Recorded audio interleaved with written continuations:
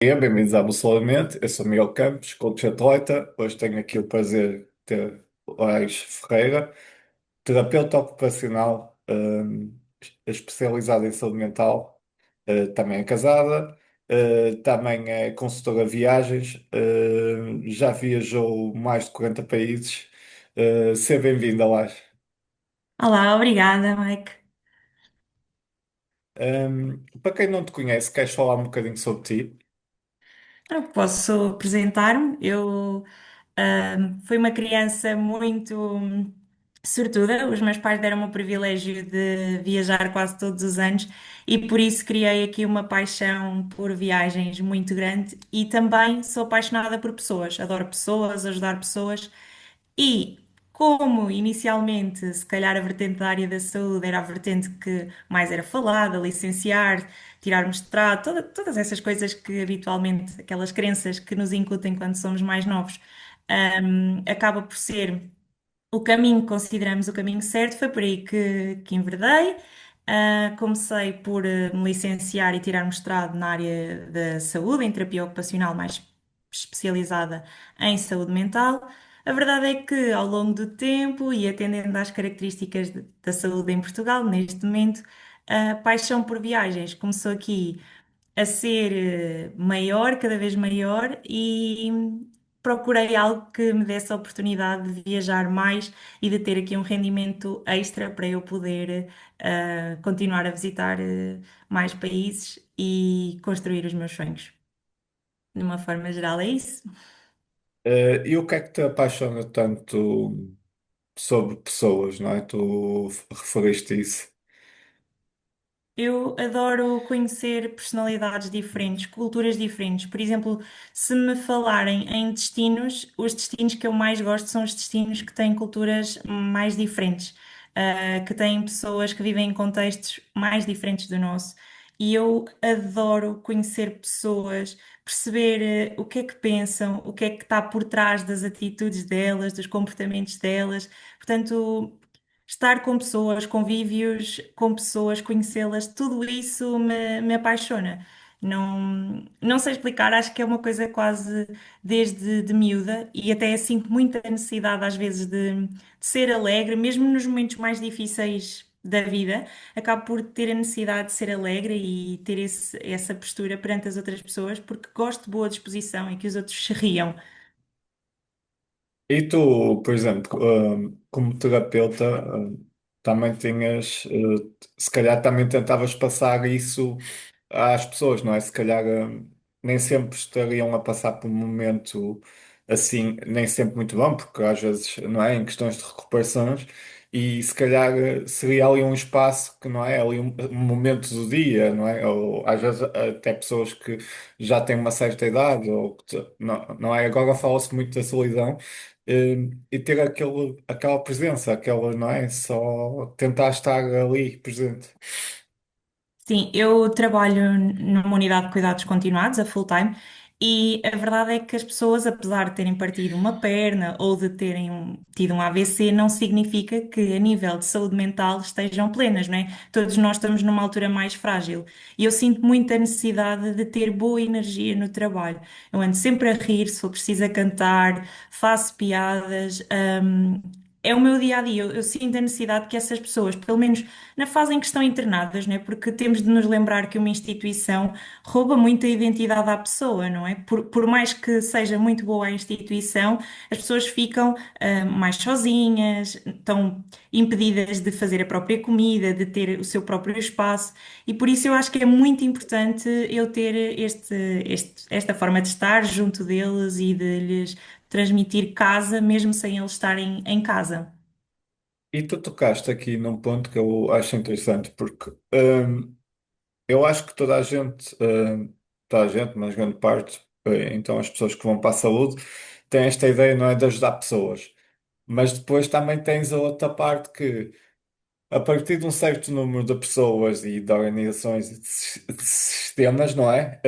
Fica robotizado, não é? E protocolos e tudo isso. E depois, às vezes, isto é complicado gerir aqui esta fricção, não é?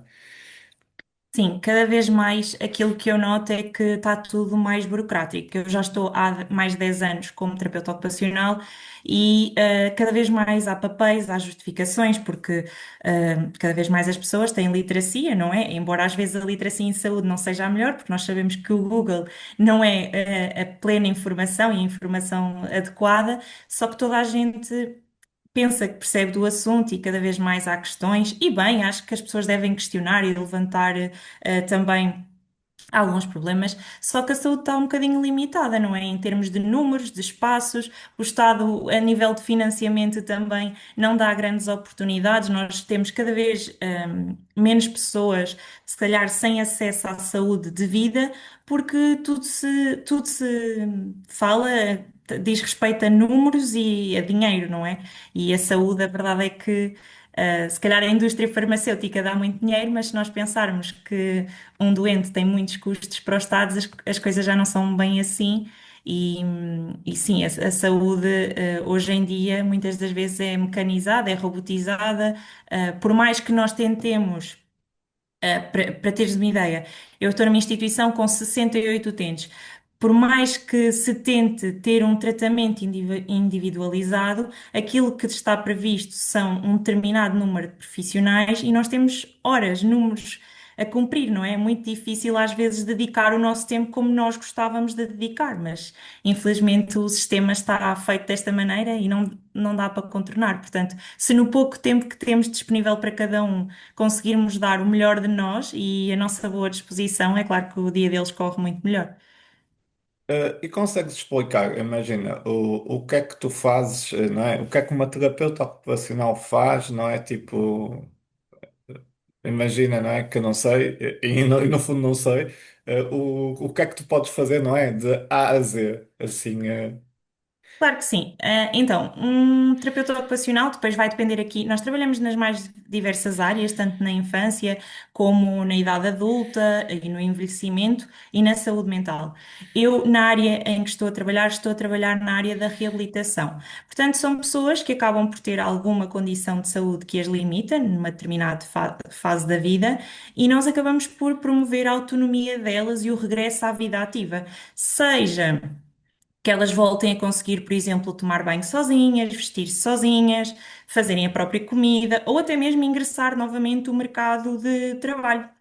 Pronto, vai depender aqui também dos objetivos de cada utente e das competências que tem, não é? Porque às vezes as lesões são muito extensas, mas no fundo aquilo que nós fazemos é adaptar o ambiente, o dia a dia, para que a pessoa possa voltar a fazer as coisas o mais autónoma possível.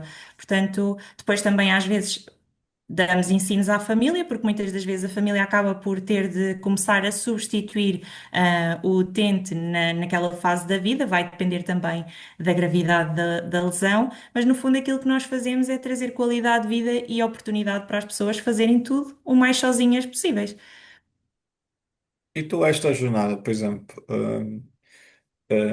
também aqui, como uma pessoa, não é? Depois se vê, e depois aqui é a parte da confiança nela mesma, também tem que ser trabalhada, não é? Porque a pessoa aprendeu, não é? Aprendeu fazer as coisas, não é? Imagina que teve um acidente, não é? Tem que reaprender e trabalhar aqui o cérebro, imagina, se calhar a trabalhar com outra mão ou outra postura, não é? E isto requer, não é? Energia e também a parte da confiança que vai ser capaz, não é? Sim, nós temos aqui duas confianças, que é a confiança que têm de ter em nós, porque muitas das vezes essas pessoas, vamos imaginar que não conseguem andar, por exemplo, e que estão a iniciar a marcha, estão a iniciar o ensino de começarem a andar, digamos assim. O que é que acontece? Muitas das vezes elas não confiam nelas próprias, têm medo de queda, têm medo de nós próprios, porque não confiam em nós. A verdade é que nos conhecem há uma semana e nós estamos a pedir que eles arrisquem de certa forma. E nós temos de trabalhar muito a confiança do utente, tanto em nós como neles próprios. Muitas das vezes eles já não se reconhecem, às vezes. Simplesmente olhar para o espelho causa choro, há uma dor e que é compreensível, não é? Se nós pensarmos, se nós tivermos de agora olhar para nós e de um momento para o outro ter de usar fralda por algum motivo, deixar de andar ou mudar a nossa vida completamente, naturalmente nós perdemos a confiança, a autoestima e tudo isso tem de ser, trabalhado. Claro que depois vai depender da personalidade de cada um. Há pessoas que têm uma motivação quase intrínseca e, portanto, elas entusiasmam-se e querem fazer porque querem voltar a ser ativas. Há outras pessoas que têm uma forma de estar, um humor mais triste, são mais depressivas e acabam por aceitar que aquilo aconteceu e que não vão passar daquilo e que a vida terminou ali. E aí o desafio é maior. Para mim é um desafio maior, mas. Acho que também é o que me dá mais gozo, porque quando a pessoa está nesse estado é o que me motiva mais, de género. Eu tenho de conseguir que esta pessoa saia daqui, saia deste mood em que está, para poder voltar a ser quem ela era. Porque muitas das vezes as pessoas que estão mais deprimidas e a dizer não vou ser capaz, não confio, não consigo, até são as pessoas que têm mais capacidades, são as pessoas que têm mais competências físicas para alcançar os objetivos. Só que lá está, o poder da mente tem muita influência na reabilitação. E tu falaste aqui do poder da mente e tu especializaste aqui na questão da saúde mental. Queres falar um bocado sobre isto e também falares um bocadinho, porque tu também tens uma abordagem que dizes, não é? Cantas, estás feliz. Tu também, porque também o teu trabalho requer, não é? Que tu tenhas um certo nível de energia e de presença, porque senão depois estás contigo, não é? Um bocado. Tem que haver aqui um bocado. Acho que no fundo tu entendes, um bocado o nível de separação, não é? Senão tu Preparação, sim. começavas o dia, não é? Com uma certa energia e depois acabavas completamente destruída, não é? Não vou mentir, às vezes é mesmo difícil. Eu tenho algumas estratégias para mim. A realidade é que eu respeito sempre o utente, e claro que há momentos e alturas em que não dá para estar alegre e a cantar, porque o utente está numa fase em que não dá para estar alegre e a cantar, e portanto estou noutro registro. Mas em termos de espaço e na instituição em si, eu ando constantemente a brincar, ou seja, se eles estiverem na sala ou estiverem em algum lugar com mais utentes, não é? Rodeados de mais pessoas, eles apercebem-se sempre da minha boa energia. Mas não vou mentir, há histórias muito complicadas. Confesso que quando tenho utentes mais novos que eu, é mais difícil, porque nós entendemos mais a frustração deles. Não quer dizer que os mais velhos não tenham direito a estar frustrados, mas quando recebemos alguém com 23, 27 anos, custa mais. E muitas das vezes a minha alegria é constante ao longo do dia. Eu tenho algumas estratégias, por exemplo, no trabalho, se houver alguma situação que me incomode profundamente, eu sou muito ligada à equipa, então eu desabafo, digo algumas asneiras e aproveito assim momentos em que estou sozinha com os colegas para deitar tudo cá para fora, para depois, quando volto a estar com utentes, estar plena. E depois fazer a separação para o regresso a casa. É muito importante para mim no carro vir a reclamar, a falar, a deitar tudo cá para fora. Portanto, eu faço 25 quilómetros e nos 25 quilómetros de caminho eu venho sempre, às vezes, a falar sozinha. Eu acho que quem cruzar comigo na estrada vai pensar que eu que estou maluca. Mas quando estou melhor, venho ouvir um podcast ou alguma coisa, tudo certo. Quando não estou, eu preciso mesmo de vir a reclamar, ouvir música, a cantar. Se for preciso gritar, e quando chego a casa, encerrei o episódio. Não trago mesmo para casa e faço questão de fazer isso já mais recentemente, porque no início da profissão eu trazia muitas coisas para casa e às vezes deitava-me na cama e aquilo ficava-me a moer. Como é que eu vou resolver isto amanhã? O que aconteceu a este senhor é tão complicado. Então eu comecei a usar o carro como estratégia e tem-me ajudado imenso. É a minha forma de libertar, deitar cá para fora, porque quando chego a casa existe outra Lais, não é? A Lais que tem família, a Lais que gosta de fazer outras coisas, não é? Que estou dedicada às viagens, não posso estar no mood em que venho no carro. E se tu, e se nós cada vez mais falamos de saúde mental e aqui a questão da mente, que estratégias é que tu tens visto? que achas que funciona? Ou, por exemplo, porque nós escovamos os dentes, tomamos banho, fazemos uma série de coisas físicas, não é? Mas como muitas vezes aqui a mente tu não vês, nós vamos sempre empurrando para baixo, não é? Até haver um burnout, uma depressão ou qualquer coisa assim mais agressiva. O que é que tu vês e que aconselhavas? É assim, eu recomendo muito que façam desporto, que tenham um hábito fora daquilo que é a rotina de trabalho. Não tem necessariamente de ser desporto, claro que é importante a atividade física. Depois, mais tarde, vai dar muito jeito, tanto a nível cardiovascular, como muscular, como psicológico, tem imensos benefícios.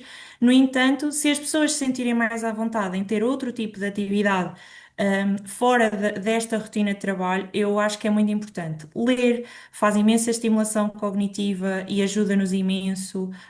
Ouvir música, para quem tiver uma maior ligação com a música. No meu caso, eu já fiz ginásio e tudo. Numa fase da vida não estava a conseguir manter a consistência e então decidi agora começar por caminhadas e tenho feito caminhadas diariamente e fiz um compromisso comigo própria, que é durante a caminhada não há telemóvel. Porque a verdade é que hoje em dia nós, além do trabalho, muitas das vezes temos o trabalho no telemóvel ou estamos constantemente a receber notificações e quase que há aquele vício de vamos ver a notificação, nem que não se responda, mas estamos sempre a ver tudo o que cai no telemóvel. E então aquele momento é um momento que eu desligo completamente, não há telemóvel, ou melhor, há se eu for ouvir música. Mas não há a oportunidade de ver notificações, de responder a mensagem do que quer que seja, é um momento para mim e acho que isso é muito importante para nós estarmos connosco próprios e é o que eu mais recomendo. Agora há imensas atividades. Por exemplo, hoje em dia eu acho que as pessoas jogam muito a nível digital e descuram um bocadinho de jogos como jogos de cartas, jogos de tabuleiro. E acho que é muito importante para a saúde mental, para o desenvolvimento cognitivo e para nós nos mantermos ativos. E eu acho que cada vez mais as pessoas procuram o digital, os jogos simples, não é? De mover as cenouras de um lado para o outro e depois apanhar as bananas. E a realidade é que esses jogos cognitivamente não nos estimulam muito e não nos fazem muito bem. Quase que não implicam que se pense, né? Não implica que se pense. É jogos muito automáticos e acho que cada vez menos as pessoas procuram esse tipo de atividades e que nos obrigam também a estar com outras pessoas, porque se pensarmos em jogos de tabuleiro, nós temos aqui a oportunidade de jogar com outras pessoas e desenvolver mais as nossas relações com o outro e até comunicar melhor, porque hoje em dia também a comunicação, quase que deixou de existir, não é? E tu agora falaste desta questão social e veio-me logo à cabeça, não é? As blusons e os centenários, não é? E aquele compromisso que eles têm, não é? E tu falaste também da comunicação. Nós cada vez eu acho que comunicamos pior, temos mais dificuldade em falar. E é importante aquele compromisso que eles têm social de vão ver se o vizinho está bem, não é? E nós aqui vivemos, mas cada vez vivemos mais aqui, não é? É uma correria individualista, não é? E perdemos contato, às vezes nem sabemos da vida, tipo, de pessoas que amamos, porque é uma correria tão grande, não é? Cada vez mais informação que tu chegas a um certo ponto que queres fazer tap out. É verdade, eu acho que as redes sociais vieram estragar um bocadinho isso, porque nós achamos que sabemos da vida de toda a gente, mas na verdade não sabemos, porque o que eu ponho nas redes sociais muitas das vezes não é o que se está a passar naquele momento na minha vida, não é? Todos nós procuramos mostrar o lado bonito, até porque fica bem nas redes sociais, e muitas das vezes não é isso que se está a passar na vida de outra pessoa. E a comunicação, eu acho que depois temos aqui modelos como o ChatGPT e tudo, então as pessoas quase que. Anulam-se, deixam de comunicar, é tudo por mensagens. Depois, quando não sabem responder a alguma coisa, vão buscar uma mensagem ao chat GPT e a comunicação frente a frente, cara a cara, já não existe. E tocaste num ponto importante que é o facto de nós não irmos saber do vizinho, nem nada disso. Eu, eu cresci numa aldeia e agora atualmente vivo na cidade. E eu noto muito essa diferença. Na aldeia, tu precisas de açúcar ou precisas de arroz porque de repente acabou e tu vais ao vizinho e não há problema nenhum. E o vizinho sabe o que é que se passa contigo e se passar uma ambulância, todos os vizinhos vêm à rua para saber onde é que foi. E eu não vejo isso como a cosquice, digamos assim, eu vejo isso como uma preocupação genuína, porque toda a gente quer saber de toda a gente e vai-se sabendo da vida uns dos outros, vai-se falando, ainda há aquela prática de ir, por exemplo, ao café ou ao supermercado de manhã e das pessoas falarem, de saberem da vida uns dos outros, mas genuinamente e de se preocuparem. E alguém até diz: Ah, pá, amanhã não consigo levar o meu filho à escola. E alguém que não é da família, é só um vizinho, né, da aldeia, diz: Olha, eu vou levar a não sei quem, eu também levo o teu filho, não há problema nenhum. Há esta praticidade que eu na cidade não sinto. Se passar uma ambulância, ninguém vai à rua, o que é normal, também passam muito mais ambulâncias, mas se eu precisar de açúcar, eu vou ao supermercado, porque eu não tenho coragem de pedir ao meu vizinho. E não há esta ligação, não é? Eu digo bom dia, boa tarde aos meus vizinhos, nem todos me respondem. Mas pouco mais. Eu até posso perguntar se está tudo bem, mas eu se calhar consigo falar com dois vizinhos de vários vizinhos que tenho no prédio, não é? E eu acho que isso eu sinto mais porque mudei para a cidade, mas não tem a ver com o facto de estar na cidade, porque até na aldeia, nos dias de hoje, está muito diferente daquilo que era há uns anos atrás. E acho que a sociedade se perdeu, muito individualista, e também sinto que foi o pós-pandemia. Eu notei isso muito também com o meu afilhado, por exemplo, que era super beijoqueiro e tudo mais, e depois da pandemia criou-se ali uma distância que nunca mais se recuperou. Sim, sim.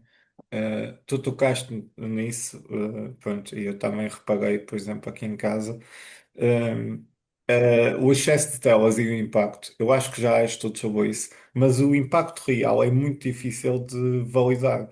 E eu acho que, por exemplo, nós aqui em casa fizemos o esforço de metê-los no desporto, quase, não foi obrigado, mas foi quase. Eu tens que fazer qualquer coisa, porque foi uma idade tão grande, tantas horas, porque depois a tela começou a ser tudo. Estar com os amigos, ter aulas, ver notícias, jogar, não é? E depois para tu passares, não é, daquele tempo todo para desprogramar, não é? Ninguém te disse como é que isto se faz, não é? Porque o teu cérebro, a neuroplasticidade mudou completamente. É verdade. Olha, eu posso dizer-te que aquilo que mais noto é que as pessoas estão no restaurante, não sei se já te apercebeste isto, e estão com o telemóvel a mexer no telemóvel, frente a frente, não comunicam.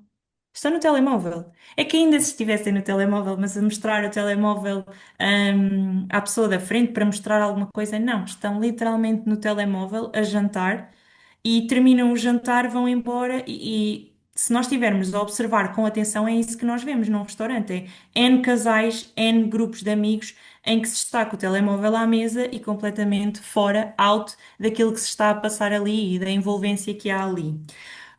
As crianças, há mesmo estudos sobre isso. Imagina, as telas estão a causar atraso de desenvolvimento nas crianças, atraso na pega do lápis, na dinâmica que há no brincar, porque hoje em dia usamos só um dedo, não é, para arrastar, para fazer tudo o que temos a fazer e as crianças são expostas desde cedo às telas. Também acho que por um bocadinho de falta de disponibilidade dos pais. A realidade é que hoje em dia, pai e mãe trabalham e cada vez mais as exigências no trabalho são maiores, e aquilo que eu tenho vindo a notar é que os pais não têm realmente tempo para as crianças. Então é muito fácil entregar-lhes um telemóvel, um tablet e ir fazer o jantar e ir organizar a casa. E aquele tempo de família deixa de existir.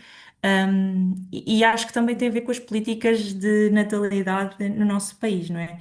Porque hoje em dia até se fala em creches que vão ficar abertas 24 horas por dia e vamos aqui permitir que toda a gente faça turnos e que o tempo para as crianças seja cada vez menor. Portanto, nós estamos mesmo, por mais que se fale que as telas não estão a fazer bem e que esta parte digital e este desenvolvimento tecnológico não está a fazer bem, e os estudos digam isso mesmo, eu acho que cada vez mais se caminha para entregar mais telas e para dar menos tempo às pessoas. Apesar que eu acho curioso, eu acho que é a Suécia um país nórdico que, por exemplo, tu tens um filho. As creches estão até às 4 horas, mas é um movimento inverso.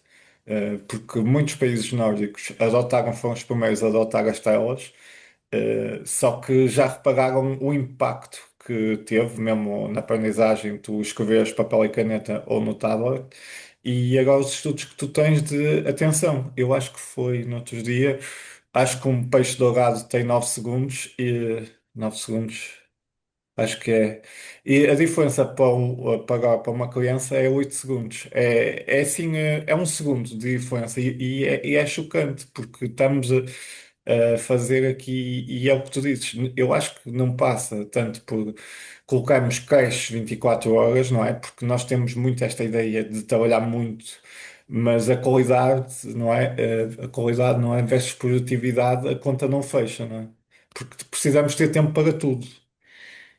Sim, os países nórdicos foram realmente os primeiros a começar a usar telas e tu notas atualmente que eles estão a voltar completamente atrás. Tu tens países nórdicos, como a Suécia, que falaste e bem, que hoje em dia, para a saúde mental, já promove, já receita viagens, já receita a pessoa que saia de casa. E se pensarmos numa baixa em Portugal, uma baixa, por exemplo, por burnout, é super curioso porque tu tens de sair entre as 11 e as 3 da tarde e entre as 18 e as 21. E é engraçado porque o médico até pode justificar, mas se for chamado a uma junta médica, tens problemas porque não estiveste fechado em casa. E ficar fechado em casa não é benéfico para a saúde mental. E como disseste e bem, os países nórdicos, tanto no desenvolvimento das crianças como na saúde mental, começaram a perceber-se que as telas e que todo este desenvolvimento tecnológico está a retardar as suas populações e a causar problemas de saúde mental, atrasos de desenvolvimento e estão a andar para trás nesse sentido.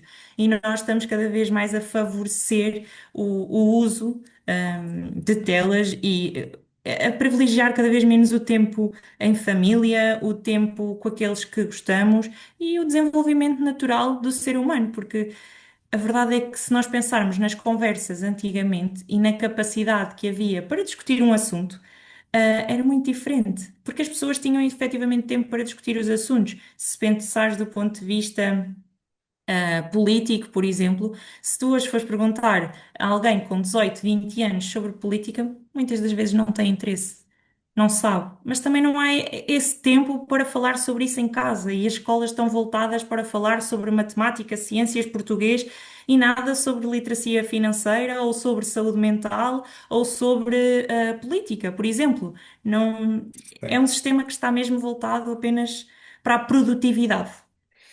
Sim, e é engraçado, tipo, tu disseste isso, e há um de interesse geral, e eu já vi da minha geração, mas agora, não é? Noto mais aquela atitude de não querer saber, não é? E o problema é que tu tens já uma máquina que passa leis e opera e tem um impacto geral, na tua vida, e se tu não quiseres saber quer seja bem ou mal, por exemplo, queres 24 horas, tipo, impostos, whatever, e foi o que tu disseste. E há skills fundamentais para o nosso dia a dia que não são implementadas ou que são empurradas com a barriga porque, não é? Acho que dariam muita mais autonomia e espaço e pensamento crítico para as pessoas tomarem decisões, não é? E não serem tomadas por nós. Assim, eu noto muito nas escolas, as escolas continuam voltadas muito para a produtividade e o sistema mesmo em si, do trabalho, tudo. Não há, por exemplo, já há algumas empresas que fazem atividade física, meetings e coisas mesmo dentro da empresa, para permitir que as pessoas convivam noutro contexto. Já há empresas a reduzir o horário laboral. Por outro lado, a maioria das empresas em Portugal está focada na produtividade e até está disposta a pagar mais para as pessoas ficarem mais horas no trabalho.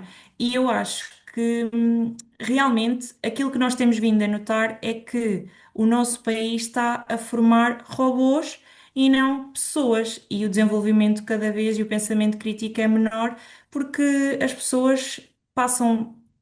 não vou dizer 24 horas, porque as pessoas dormem, mas passam o seu dia focadas na competição por alcançar objetivos de alguma coisa, por ser produtivas. E as empresas, os negócios, tudo funciona em prol da produtividade. Eu acho que às vezes. Um bocadinho menos financeiramente e mais tempo, porque acho que a disponibilidade de tempo é muito mais importante e traz mais valor ao nosso dia do que propriamente um molho de notas. Só que nós vivemos voltados com a inflação, com os números, a comunicação social também nos empurra para isso e, portanto, o que é que o ser humano faz? Trabalhar, trabalhar, trabalhar, trabalhar, ser produtivo e o desenvolvimento crítico fica para trás.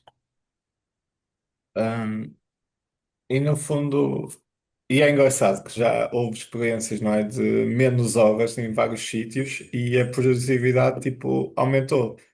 Porque eu acho que, por exemplo, tu quando tens tempo para as várias áreas da tua vida, não é?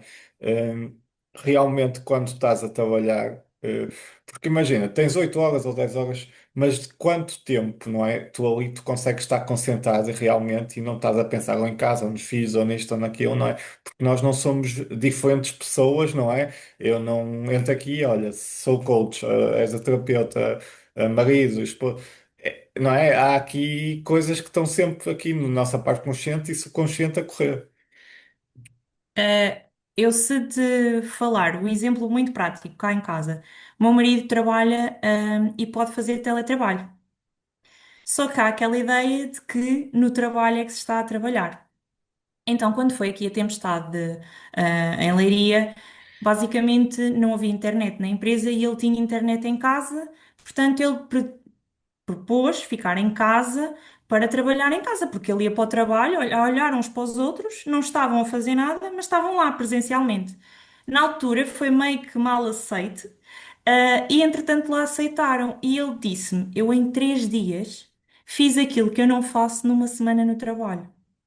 Porque um chama, porque vai-se beber café, porque até se distrai com alguma coisa, porque ninguém consegue, vamos ser honestos, 8 horas do dia, ninguém consegue estar 8 horas completamente focado a fazer o seu trabalho. Há distrações, pega, fala com aquele, levanta-se e vai à casa de banho, até cruza com 3 colegas até chegar à secretária outra vez. Portanto, é normal, o ser humano não foi feito como uma máquina, não é? Não vai estar ali 8 horas contínuas a trabalhar, hum, dedicadamente, afincadamente no trabalho.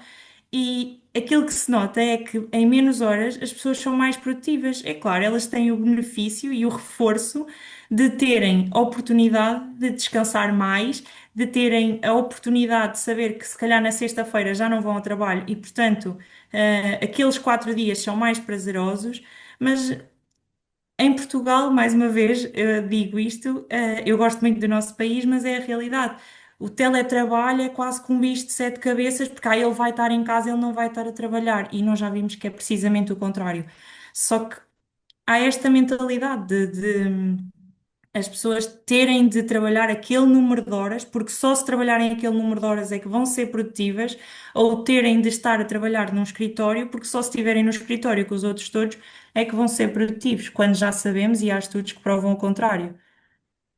E tu falaste aqui, não é, da mentalidade e também tem a ver como nós vemos, não é, as métricas que nós avaliamos as pessoas, não é? Porque há muito aquela coisa, que só quem entra mais cedo e sai mais tarde e um certo tipo de comportamento, quando, imagina, tu se fores, não é, produtivo e cumprires, não é, se calhar até podes recompensar as pessoas, não é?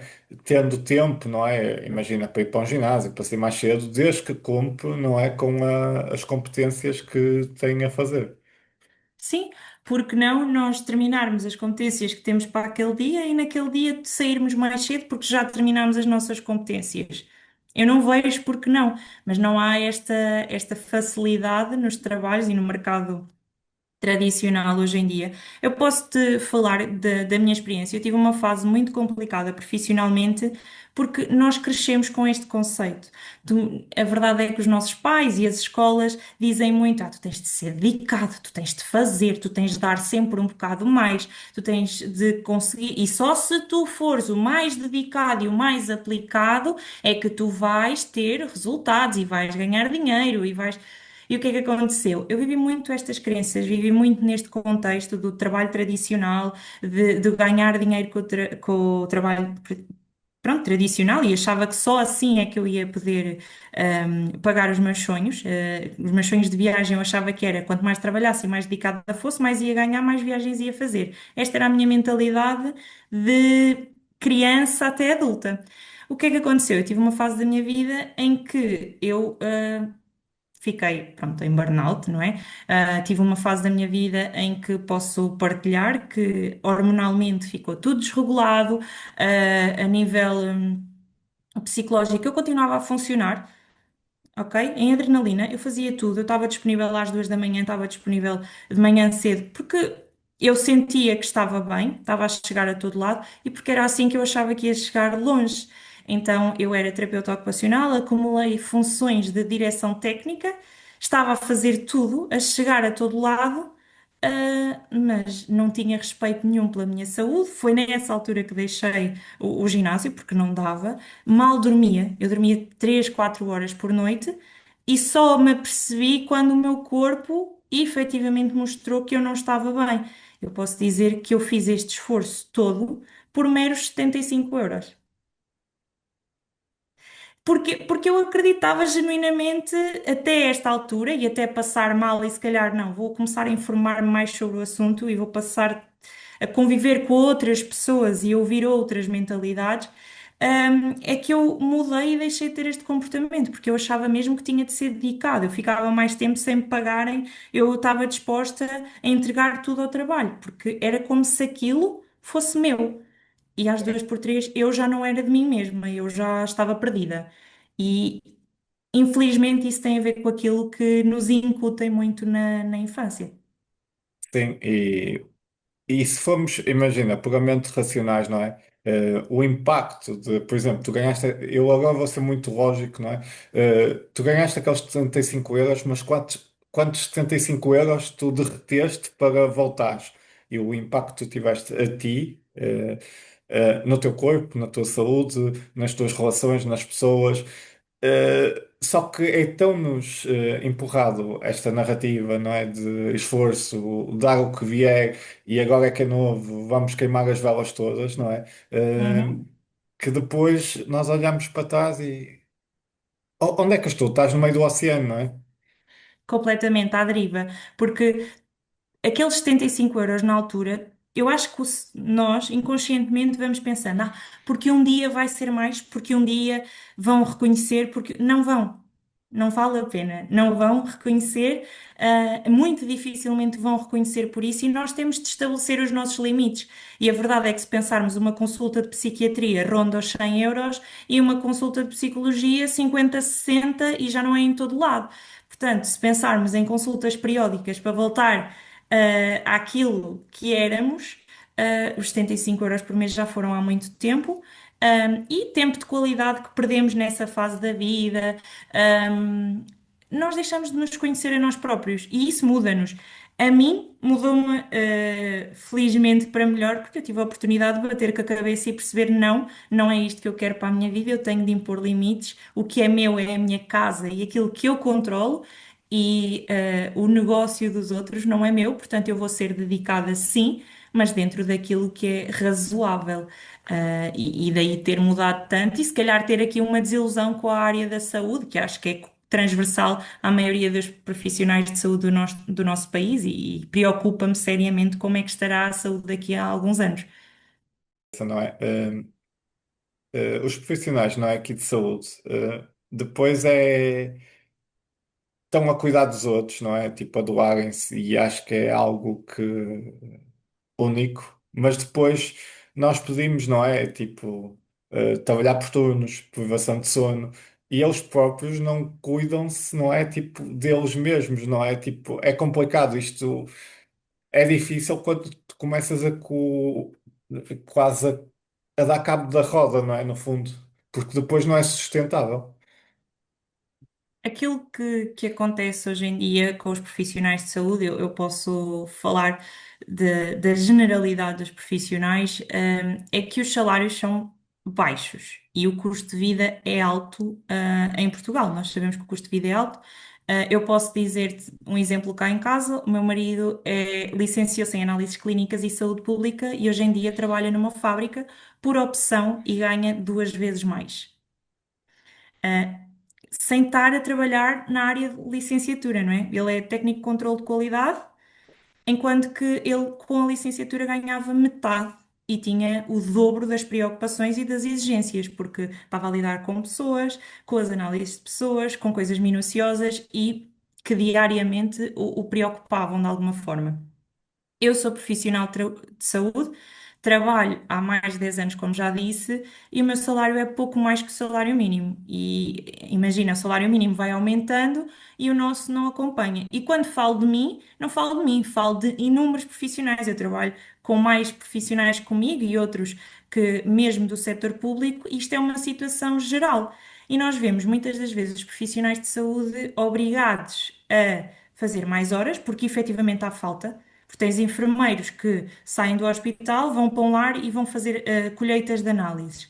Porque efetivamente há falta de profissionais. Portanto, se tivesse de dizer, olha, fechem os cursos de saúde porque não é preciso mais profissionais. Não é o caso, há mesmo falta. Portanto, o que não há é um rendimento adequado. E nós temos os nossos profissionais de saúde a emigrar à procura de melhores condições de trabalho, à procura de trabalhar só 12 dias no mês e ganhar o mesmo, duas vezes mais do que ganham aqui, não é? E aquilo que acontece aos profissionais cá é que, para terem a casa dos sonhos ou para terem aquilo que tanto desejam, acabam por acumular trabalhos. E depois tu falas e bem no descanso, na necessidade de cuidarem da sua saúde. Não, eles limitam-se a cuidar da saúde dos outros porque saem do hospital, vão para o lar e eu própria já estive nesse papel e saía da unidade e ia fazer domicílios. E chegava a casa às 9 da noite, e o meu dia ia das 8 da manhã às 9 da noite. E isto não é saudável, mas é a forma que nós encontramos de ter um bocadinho mais, não é? Alcançar os nossos sonhos, porque efetivamente há falta de profissionais, portanto, trabalho nós arranjamos. Não arranjamos é condições que paguem o esforço e o desempenho que nós temos de ter diariamente. E depois vê-se muitos profissionais de saúde a emigrarem ou a abandonarem a área, como é o caso do meu marido. Eu depois tive aqui a oportunidade de ter aqui um part-time como consultora de viagens que me permite ter um rendimento a partir de casa, mais cómodo, para pagar as minhas viagens, não é? Porque é o meu sonho, não é? Aquilo que me move todos os dias. Mas muitas das vezes as pessoas veem-se obrigadas a sair do seu trabalho e ir fazer os tais domicílios e ir fazer outros trabalhos na área da saúde, que é aquilo que se sentem confortáveis para fazer e não descansam, não praticam desporto, não cuidam de si próprias. Vês profissionais de saúde que têm um fim de semana no mês. E não é só pela questão do horário, não é? Não é só pela questão do horário só lhes dar um fim de semana. Muitas das vezes é porque eles optam trabalhar todos os outros fins de semana para poderem ter as férias com que sempre sonharam ou ter o carro que sempre sonharam. É, é aqui uma equação complicada. E eu vejo também muito pessoal da nossa idade, não é? Que ou já pensou ou já teve aqui a equacionar, não é? Ir embora, e eu tenho colegas meus mesmo que não sejam da saúde, que eu penso, se aqui não der, nós vamos perder esta malta, porque se aqui não tem espaço, vão ter lá fora, numa faculdade, num doutoramento, qualquer coisa, vão reconhecer aquele talento e aquela jornada, às vezes, por exemplo, eu tenho um colega meu que é músico, ele já está há 30 anos naquela. Não é o que ele diz, opá, se não for aqui, por muito que me custe, eu vou pegar nas coisas e vou para outro sítio. Olha, eu posso dar-te exemplos práticos, porque trabalhei com enfermeiras, muito minhas amigas até eram aqui profissionais na obstetrícia do Hospital de Leiria, que neste momento nós só ouvemos falar que os serviços da obstetrícia estão fechados e o Hospital de Leiria é um deles, não tem serviço toda a semana, não é? Estamos sempre a ouvir nas notícias que está fechado. Eu posso dizer-te que tenho colegas que eram muito próximas que emigraram e uma delas com 50 anos. Já tinha os filhos criados, independentes e cansada dos turnos daquilo que vivia cá, optou por emigrar para a Suíça. Não tinha nada que aprendesse aqui, os filhos já estavam orientados e ela foi para a Suíça. E é o que ela diz: ela tem uma qualidade de vida que aqui não tinha. Ela vem a Portugal. Que lhe fica mais barato do que se tivesse de vir do Algarve à Leiria, não é? Porque hoje em dia os bilhetes são mais baratos. Ela tem muito mais tempo disponível, porque na Suíça eles não têm, não podem sequer fazer tantos turnos seguidos como se faz aqui e tem uma qualidade de vida que aqui não tinha. E ela optou por isso porque na idade dela ela já não conseguia aguentar as responsabilidades e a sobrecarga de trabalho que tinha aqui. E como ela, mais duas amigas desse serviço foram para lá, mais novas, mas optaram por fazer isso porque. E eram especialistas, que já não eram pessoas que estavam no início de carreira, portanto, já tinham as especialidades, já estavam um bocadinho melhor e optaram por emigrar. Portanto, é para nós vermos o estado da saúde, em Portugal e o que é que aquilo que eu sinto que vai acabar por acontecer é que não vai haver, e cada vez mais temos notícias de que as coisas não estão a correr tão bem, e não vai haver profissionais suficientes porque as pessoas ou saem da área da saúde, o que eu compreendo, ou optam por emigrar e procurar fazer aquilo que amam, mas com o devido reconhecimento. E posso dizer que a nossa formação é de excelência. Pelo menos na área da saúde, eu tenho esse conhecimento, nós temos mesmo muito bons profissionais e somos muito desejados, digamos assim, lá fora. Portanto, tanto a Inglaterra como a Suíça, mesmo Luxemburgo, a França, todos nos procuram muito. E um profissional de saúde, se teve o trabalho a licenciar-se e a dedicar-se tanto aos estudos, também facilmente se dedica a aprender outra língua, a fazer o curso para poder emigrar e trabalhar na área lá fora, que é o que nós estamos a ver nos dias de hoje. E que eu não tenho o perfil de emigrar, gosto muito de viajar, mas sou filha única e vejo-me junto dos meus pais, e junto da minha família, tenho muito essa necessidade. No entanto, não me vejo trabalhar até ao final da minha vida na área da saúde se as coisas continuarem assim. Porque é desgastante, tanto emocionalmente como fisicamente, e porque não me está a trazer o retorno, que eu queria. Eu tenho muitas das vezes o meu pai, reformado por invalidez, a dizer-me: Meu Deus, eu só fiz o nono ano, eu paguei-te um curso a achar que tu ias ganhar muito e tu ainda não chegaste ao ordenado que eu estava a ganhar na fábrica. Sim, a minha esposa também, imagina, tirou um curso de saúde que é tipo, é quem prepara tipo aquelas lâminas para os médicos. Eu não sei muito bem, mas pronto, é técnica citotécnica. Já não há muita gente em Portugal. E o ordenado que ela recebia cá era um bocado acima do salário mínimo. E se fosse Inglaterra, eu acho que era ou 5.000 ou 5.000 libras. Era assim um valor tipo absurdo. E tu só fazes tipo, pegas no avião e aqui tipo, não, é pronto, e mais, e entende? É um choque. Sim, aquilo que acontece muitas das vezes é que há pessoas que vão só para prepararem o início de vida. Eu tenho muitos amigos da área da radioterapia, da área da audiologia, que foram, por exemplo, para a Inglaterra, porque só iam preparar a sua vida, só se iam organizar para construir casa e para ter uma vida melhor aqui e depois voltavam. E optaram todos por ficar, ninguém voltou. Porque uma situação como. Lá aumentam o número de dias de férias, portanto, ao longo dos anos eles vão aumentando o número de férias até 31 dias de férias, o que já, não é? É muito mais do que 22. Depois, a nível salarial, é o que eles dizem. No início é difícil, porque o custo de vida na Inglaterra é caro. Sim, no início é difícil, mas depois eles, de 6 em 6 meses, podem se sujeitar a avaliações e realmente progridem na carreira. E depois eles também dizem, o português não se importa de fazer um sábado, porque em Portugal também o fazia. E quem é de lá não aceita fazer um sábado, portanto os portugueses são mesmo muito bem vistos. O sábado é pago a triplicar, não é como aqui que o sábado faz parte do horário e azar.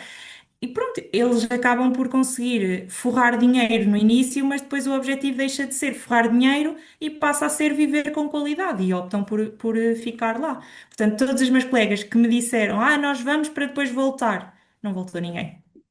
Sim. Eu acho que depois tu também habituas-te, tipo, à qualidade de vida, tipo, a essas benesses, tipo, à progressão na carreira, e depois é muito complicado tu voltares, quase aquela expressão, não é?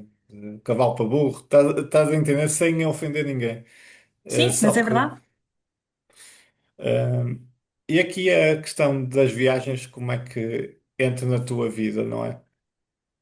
Olha, eu tive uma situação em que eu tive uma. Eu candidatei à função pública, fiquei em primeiro lugar no concurso público e na altura fui chamada para trabalhar. Despedi-me, estava naquela fase em que tinha muitas horas de trabalho e não estava bem. Despedi-me para ir para o setor público e quando estou para iniciar funções, começam-me a dizer que o projeto está atrasado, a rodear muito, e nisto passam 2 meses até que me dizem que a diretora do serviço tem um perfil de candidato para a vaga. Era um projeto novo que ia abrir, e na altura fiquei eu, psicólogos, assistentes sociais, toda uma equipa desempregada que estava efetiva nos seus trabalhos, porque depois ainda há isto, não é? Uma pessoa fala de se candidatar ao setor público, mas a verdade é que os concursos públicos muitas das vezes são uma farsa. E eu fiquei desempregada, com uma mão à frente e outra atrás, ao fim de 2 meses, não é? Em que supostamente estavam a elaborar o meu contrato e estava tudo bem, era só um atraso. Eu fiquei desempregada e tive de arranjar trabalho de novo, né? Começar do início. Já não me sujeitei a ir para recibos verdes, não é? Andar a fazer 6 horas numa clínica aqui, 6 horas ali. Não, eu tinha um empréstimo, tinha despesas a pagar e na altura eu. Comecei a trabalhar em lares, mas não me motivava. Pronto, acabei por ir para lares de idosos, mas não é estimulante, não estou a reabilitar pessoas, acaba por ser o fim de vida e emocionalmente trazia-me uma sobrecarga maior. E eu vi-me numa situação em que eu tinha estado 2 meses desempregada e a vida tinha continuado e tinha corrido tudo bem, não é? A gente ajusta-se, adapta-se. Via-me numa situação profissional em que não estava plena e continuava a viajar, sempre. Os meus 22 dias de férias era para marcar viagens, para todo lado, o mais barato que eu conseguisse encontrar na altura. E então, eu tive uma amiga que me fala da oportunidade de eu ganhar a comissão sobre as viagens que eu marcava, porque eu já viajava muito, então, vê lá, tu marcas tudo sozinha, podes ganhar a comissão dessas viagens. E eu pensei, olha, por que não, não é? E não tive aquele medo que tinha anteriormente, porque eu acho que se fosse na fase em que eu estava naquela crença de que temos de ser dedicados e fazer tudo certinho e não ter qualquer investimento nem nada, eu não tinha arriscado. A verdade é que, como apareceu depois de uma altura tão crítica e em que eu vi que a vida continua na mesma e que eu a levei para a frente na mesma, eu decidi, ok, vou arriscar. Na altura comecei só como consumidora, só que vendes para a mãe, vendes para a amiga da mãe, vendes para a madrinha e eu comecei a ver, calma, então eu tenho aqui uma oportunidade de, em casa, fazer dinheiro no digital, à hora que me apetece, sem ter aquela obrigatoriedade de, de ir a algum local, de fazer domicílios ou de andar de um lado para o outro, desgaste de carro. Então acabei por começar a divulgar esta parte da consultoria de viagens. Comecei a divulgar e comecei a ter cada vez mais clientes. Eu passo a palavra, boca a boca, comecei a ter cada vez mais clientes e tornou-se aqui uma oportunidade. Começou a ser um dinheiro que eu comecei a meter de lado para concretizar sonhos, para viagens, o meu extra, como eu digo.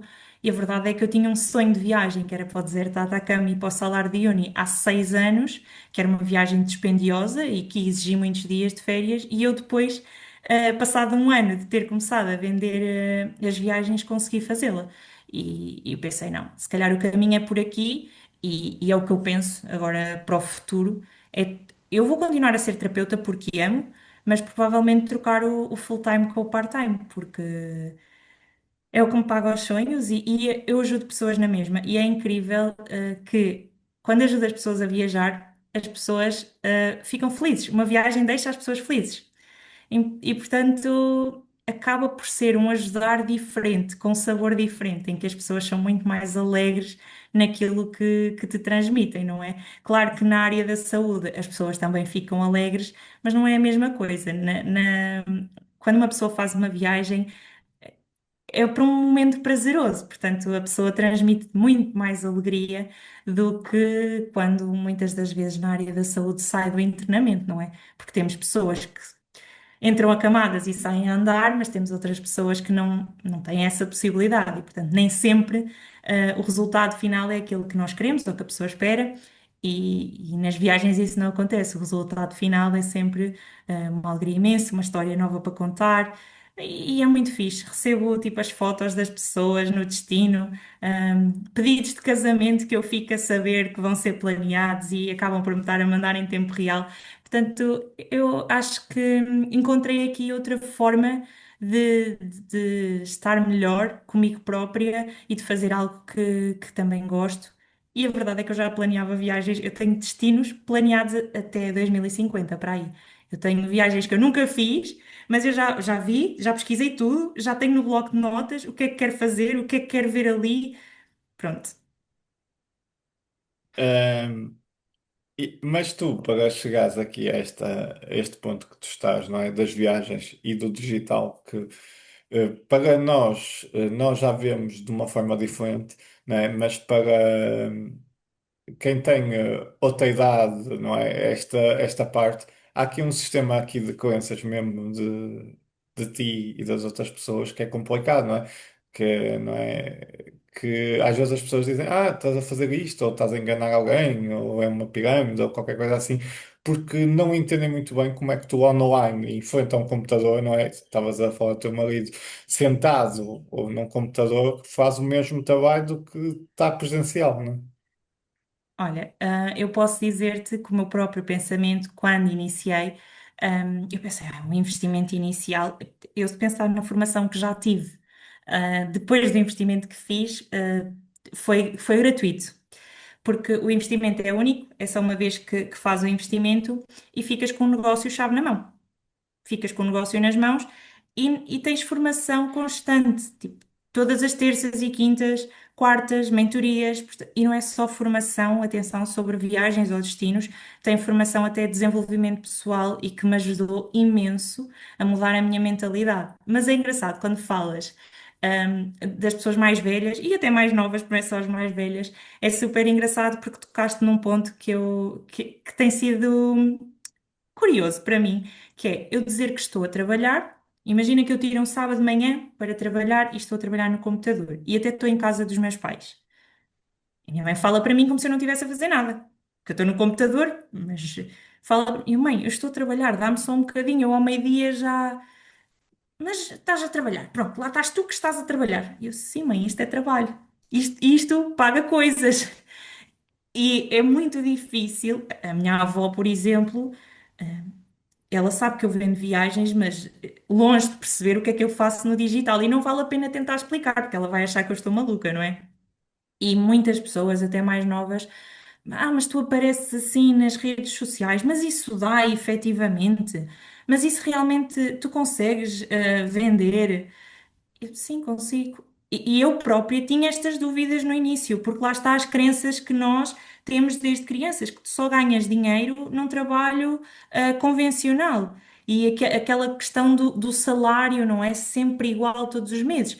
Não vou É. mentir, nas viagens tu, o mês de agosto, tiras mais dinheiro, naturalmente, junho, julho, agosto, tiras mais dinheiro, há muito mais gente a viajar, não é? Do que no mês de, se calhar, janeiro, fevereiro. E para muita gente, este conceito de tu não teres um salário sempre igual todos os meses é ansiedade, gera ansiedade e não funciona. Não funciona. Agora, depois tem de haver uma gestão financeira diferente, não é? Nós temos de saber gerir as nossas finanças, de outra maneira para trabalhar assim, mas é possível. E, e porque é que eu me vejo a fazer isto no futuro? Pela questão mesmo de tempo. Não é de todo pela questão de dinheiro, é pela questão de tempo. Tu se considerares. teres uma família em que tu podes ir buscar todos os dias os teus filhos à escola e não tens de pedir favor a ninguém, e se eles estiverem doentes, não ter aquela questão de pedir o tempo no trabalho e ser julgado por toda a gente, porque depois é colegas e chefias, porque a realidade que se passa nos dias de hoje é que se tiveres um filho doente e tens de pedir no trabalho para sair, cai o carmo e a trindade, porque já não és bom profissional porque o teu filho tem varicela. E num trabalho em que estás por tua conta, isso não acontece. Não, ninguém te julga. Tu sabes que vais ter mais trabalho na semana a seguir, mas podes entregar aquela semana à tua família. Então, isso para mim vale ouro, vale mais do que dinheiro. E no fundo é integrares, no fundo, eu acho que, por exemplo, o digital e esta autonomia que tu, por exemplo, consegues pegar num telemóvel, no PC, e tanto estás aqui como estás, isto vai parecer um bocado clichê, não é? Em Bali, no Brasil, eh, numa esplanada, onde for, numa biblioteca a trabalhar. É o libertador, porque não é, já tens a tua carteira de clientes, já tens a tua estrutura, dá-te aqui um respiro, não é? Que tu tens aqui uma flexibilidade completamente diferente. Mas também é interessante no que tu falaste, que é nós somos tão habituados a, por exemplo, trabalhar por 5 euros por hora, mas nunca ninguém nos desafia ou diz: Olha, tu achas que não consegues fazer mais que 5 euros por hora? Como é que seria? O que é que tu farias? O que é que tu oferecias? Não é? Porque estamos tão. É o caminho, é quase aquela corrida dos ratos, não é? Que nós vivemos aquela Sim, rodinha. tal e qual. Eu tenho uma reserva, por exemplo, eu posso dar como exemplo, que eu numa hora e meia fiz 600 euros de uma comissão. Uma só reserva, que demorou uma hora e meia. Era uma família que já sabia que queria ir ao México, era o sonho de um avô que queria pagar à família toda a viagem ao México. Foi só escolher aqui duas, três opções de hotel para eles verem qual é que queriam. E eu, em hora e meia, ganhei 600 euros. Eu não ganho isso no meu trabalho numa semana, nem em duas, né? E, e pronto, há aquele conceito de que, se calhar, não, estás a exagerar, tu não ganhaste 600 euros numa hora e meia. Vamos ser honestos, eu não ganho 600 euros em todas as horas e meia. Eu às vezes perco 2 horas e ganho 20 euros, porque é alguém que está muito indeciso e é uma viagem pequenina ou um alojamento de fim de semana. Tenho outras vezes que faço orçamentos e não ganho nada. Agora, qual é a vantagem? É que tu crias efetivamente uma carteira de clientes, os teus clientes começam a ficar fixos, porque hoje em dia já ninguém procura uma agência, não vai dar só lá está o digital, não é? A pessoa não vai perder o tempo de ir à agência física, não. Vai pedir um orçamento online, vai criar confiança contigo e depois aquilo que acontece é que eu tenho clientes que já vão na 12ª viagem comigo e eu só em 2024 é que comecei. Percebes? E já fizeram 12 viagens comigo e já não pedem a mais ninguém. E se calhar na primeira reserva eu demorei 2 horas com eles, porque eles ainda não confiavam, naturalmente. E hoje eu demoro nem meia hora, porque eles dizem: feriado 1 de maio, escolhe um destino que eu ainda não fui para eu ir conhecer, uma escapadinha. Dou-lhe duas opções e eles dizem: é esta. E pagam, e está feito. Claro que não é sempre assim, claro que existe trabalho. Todo o começar de um negócio. Se nós formos abrir um restaurante ou uma loja, tudo o que quer que seja, além de ter investimentos avultados, implica dedicação numa fase da vida até começar a dar frutos. Nada dá frutos de um dia para o outro. E hoje eu também já tenho mais estaleca, a minha comunicação com os clientes já mudou, já não aceito todo o tipo de clientes, não é? Porque nós ao início temos aquela necessidade de aceitar toda a gente, depois começamos a perceber que o caminho não é por aí e que temos de também impor os nossos limites. E a verdade é que é o tempo que isto nos dá e é super confortável. Eu não vou mentir que é muito prático eu fazer reservas em pijama. A pessoa do lado de lá não sabe que eu estou de pijama, mas eu cheguei a casa no final do meu dia de trabalho, tomei banho, vesti o pijama. E até faço dois orçamentos e faço uma reserva e estou de pijama. Do lado de lá está a Lais, que está a comunicar com a pessoa e não tem aquela exigência de estar bem arranjada ou isto ou aquilo, porque não é isso efetivamente que vai fazer com que a tua viagem corra lindamente. Não é a forma como estás vestido. É aquilo que tu entregas e aquilo que tu empenhas na organização da viagem do outro. Por isso, eu acho que cada vez mais o digital está a ganhar espaço, neste sentido e o caminho passa por aí. Claro que um trabalho convencional, é muitas das vezes tido como seguro, mas eu tive a chapada de que um trabalho convencional e a função pública não são seguros, e se calhar foi isso que me deu aqui a rampa de lançamento para arriscar. E tu estavas também a falar aqui de coisas que eu acho que é importante, não é? Aqui o skill de vender e aqui o skill também de. Há outros skills que também eu acho que é importante e que também acabas por ter. Mas aqui o skill de vender e de aprender e de teres, entre aspas, ser solopreneur é algo que nas escolas não é desenvolvido, não é? Porque requer uma confiança, requer muitos nãos, não é? Quando é um negócio teu, é muitos nãos, é muita frustração, é de fazeres os posts e não ter a saída, não é? É uma questão daqui de expectativas até tu acertares. Ah, olha, eu posso dizer-te que eu sou consultora de viagens em conjunto com pessoas das mais diversas áreas. Pessoas estudadas, pessoas não estudadas, pessoas que eram pescadoras, pessoas que eram personal trainers, pessoas que tinham um restaurante, pessoas que eram da área da estética, portanto, tudo pessoas diferentes, muitas delas não licenciadas, não estudadas e. ahm, o skill de vender não era um skill que eu tinha, naturalmente. Só que nós temos muita formação. É aquilo que eu digo que o investimento, não foi nada se eu pensar em toda a formação que tive. Porque eu não sabia vender. Não sabia, não tinha confiança em mim. Foi tudo coisas que eu trabalhei já no negócio. Ou seja, eu tive a oportunidade de fazer formação e de ter outras pessoas junto de mim a dizer-me: olha, o caminho é este, porque depois isso é outro problema, no nosso país e no trabalho convencional, que é as pessoas não se ajudam. As pessoas competem. E aqui, nesta vertente das viagens, não há competição. Eu não sinto que haja competição. Aquilo que eu sinto é as pessoas entre ajudam-se. Portanto, eu estou a fazer assim e está a dar certo, eu vou-te dizer como é que eu estou a fazer. Eu estou a fazer assim, assim, assim, assim. E depois é muito simples. Tu és consistente, dedicado e metes em prática e tu tens os resultados. Se fores uma pessoa que se calhar não estás na melhor fase da tua vida e não estás disposto a entregar isso ou a mudar alguma coisa em ti, os resultados, se calhar, são menores ou ficam aquém da tua expectativa. O lidar com os nãos. Pá, eu no início eu não vou mentir, eu dizia, então, mas isto é sempre não, e eu já fiz tanto orçamento. Pá, até que eu tive aquele colega que me disse: olha, faz desta maneira, tenta desta forma. E o outro colega que me disse como gerir os nãos. E todas estas formações existem, como gerir um não, como gerir o tempo, que não tem nada a ver com viagens, só que são super importantes no nosso dia a dia.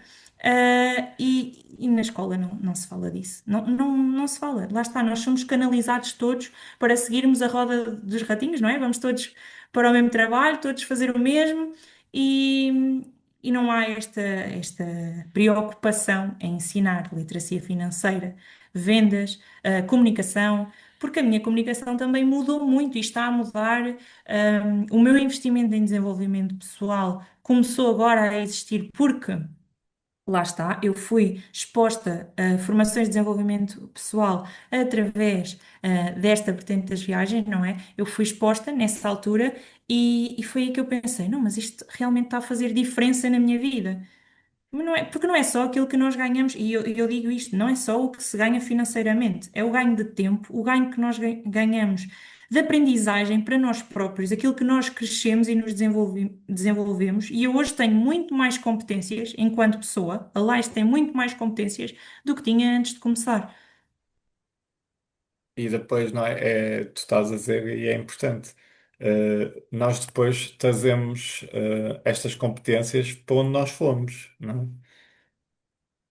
Sim, porque depois estas competências vão se canalizar tanto também no trabalho da terapia, como na minha convivência familiar ou até na minha vivência com as pessoas no geral. Pronto, eu mudei muito, mas para melhor. eu continuo a ser a Lais, mas tenho muito mais skills que eu não tinha antes. E, por exemplo, diz-me qual é que é o receio quando uma pessoa quer entrar aqui neste mundo aqui das viagens, quais são os principais receios ou bloqueios que as pessoas têm? Olha, muitas das vezes passa pela parte do investimento, que eu posso dizer que são 349 euros e muita gente, pronto, é um volume elevado, mas é uma vez única. Só pagas uma vez aquele investimento e tens acesso a formação contínua. Eu há 3 anos que estou aqui, há 3 anos que tenho formação, não é?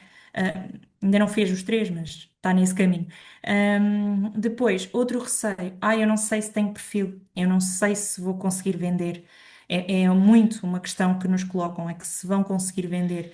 E a verdade é que conseguem, porque lá está, com a formação, as pessoas conseguem vender. E depois é incrível quando tens pessoas que te dizem: obrigada, porque eu não conhecia esta faceta em mim, eu não sabia que era capaz. E obrigada por me teres mostrado esta oportunidade e por me teres dado esta força a iniciar, porque realmente eu. Mudei muito. Eu hoje consigo vender. Eu hoje fui a uma entrevista de emprego para mudar de trabalho e, graças àquilo que aprendi com isto das viagens, eu consegui a entrevista de trabalho. Outra, muitas das vezes também ainda há aqui algum.